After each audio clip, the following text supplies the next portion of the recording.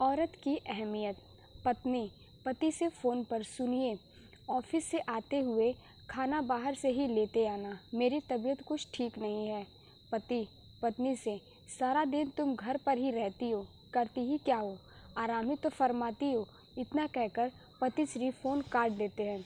पत्नी थोड़ा सोच में पड़कर गुस्से में लग रहे थे बहुत। क्या करूँ अब, खाना बनाऊँ या नहीं, पता नहीं खाना लाएंगे या नहीं। पत्नी थोड़ा सोचने के बाद, मैं ही कुछ झटपट बना लेती हूँ, क्यों ना बिरयानी ही बना लूँ।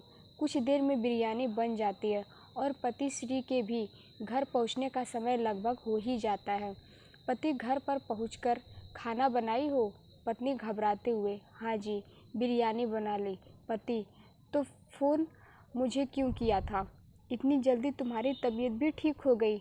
अरे वाह, ताना मारते हुए, थक जाती होगी ना तुम दिन भर आराम करते करते। पत्नी, आराम, सही कहा आपने, आराम ही तो करती हूँ। चलिए आप मुंह हाथ धो लीजिए, खाना तैयार ही है।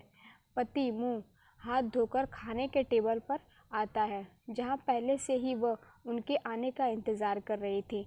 फिर वह खाना लगा देती है। वो दोनों ही खाना खाने लगते हैं। खाना खाते समय उसके मन में ख्याल आता है कि अब तो कुछ करना ही पड़ेगा। क्या होती है घर में औरत की अहमियत, यह समझाना ही पड़ेगा।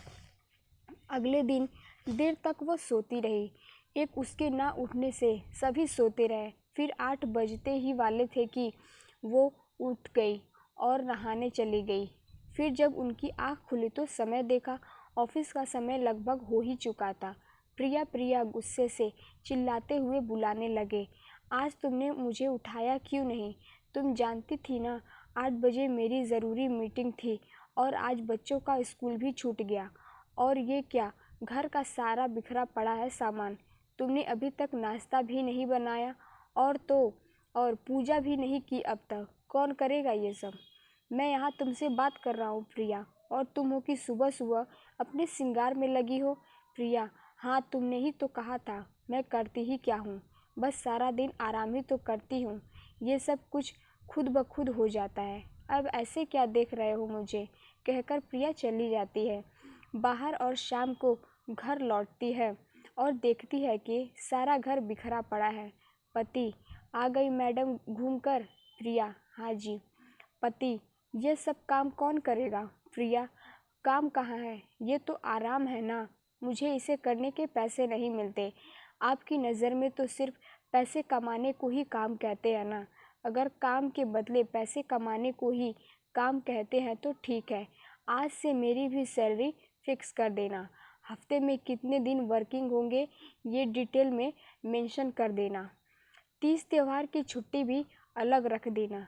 बिना काम किए त्यौहार कैसे होते हैं मुझे भी देखना है। 8 घंटे काम करने के बाद बाकी के 10 घंटों का ओवर टाइम करने का हिसाब भी कर लेना। ऐसे क्या देख रहे हैं, चलिए सो जाते हैं, सुबह से नई ड्यूटी करनी है ना। आइए। वो चुपचाप बस प्रिया की बातें सुन रहे थे और बस उसे देख रहे थे और उसकी बातों को समझने की कोशिश कर रहे थे। प्रिया लाइट बंद कर बेड पर सो जाती है और वो भी बेड पर आकर लेट जाते हैं। फिर सुबह की पूरी घटना को याद करते हुए और उन्हें इस बात का एहसास हो जाता है कि औरतों के बिना घर घर नहीं होता, बस एक मकान होता है। सुबह उठकर वो बिना कुछ कहे प्रिया को गले लगा लेते हैं और अपनी गलती के लिए काफ़ी माफ़ी मांगते हैं और साथ ही आज प्रिया के लिए अपने हाथों से चाय बनाकर लाते हैं। इस तरह से प्रिया अपनी और घर में रहने वाली सभी औरतों की अहमियत का एहसास करवाती है।